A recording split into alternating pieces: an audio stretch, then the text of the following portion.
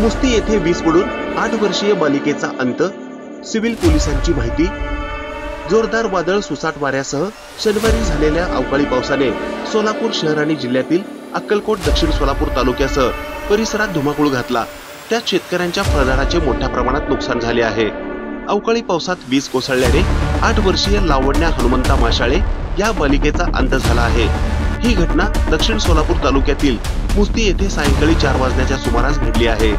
याबाबत मिळालेली प्राथमिक माहिती अशी की गेल्या 2 दिवसात जिल्ह्यात ढगाळ वातावरण आणि उन्हाची तीव्रता अधिक असल्याने कोणत्याही क्षणी अवकाळी पाऊस येण्याची चिन्हे दिसत होती। शनिवारी दुपारनंतर आभाळात ढगांनी प्रचंड गर्दी केल्याने अगदी सायंकाळसारखा अंधार जाणवत होता। त्याच सुटलेला जोरदार वारा जणू सोसाट्याच्या वाऱ्याचं रौद्ररूप धारण करून वाहू लागला होता। जोरदार वादळ वारे आणि विजांचा कडकडाट अशातच शहरासह अक्कलकोट तालुक्यातील अनेक गावांना अवकाळी पावसाने झोडपून काढले। त्याच वेळी सायंकाळी 4 वाजण्याच्या सुमारास मुस्ती येथे वीज कोसळून लावण्या माशाळे ही 8 वर्षीय बालिका गंभीररित्या जखमी झाली। तिला उपचारासाठी एका खासगी रुग्णालयात नेण्यात आले। तत्पूर्वी तिचा अंत झाल्याचे डॉक्टरांनी सांगितले। लावण्या मुंबईतील चेंबूर परिसरात हनुमान मंदिर FCI येथे तिच्या मातापित्यासह वास्तव्यास होती। तिच्या मावशीचे रविवार दिनांक 21 एप्रिल रोजी लग्न असल्याने आजोळी आली होती।